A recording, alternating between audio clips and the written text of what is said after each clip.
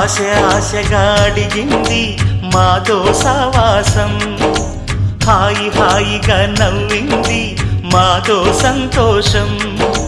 మధురమైన మమకారం మా ఇంటి పేరు అంటే, మనసు మీటు అనురాగం మా మాట తీరు అంటే, బతుకంటే ఎంత బాగుంటుందా అనుకోదా లోకం.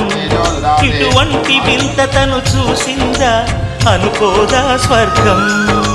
సరే పమాగరే సరే సరే సా. ఆశ ఆశగా అడిగింది మాతో సావాసం, హాయి హాయిగా నవ్వింది మాతో సంతోషం.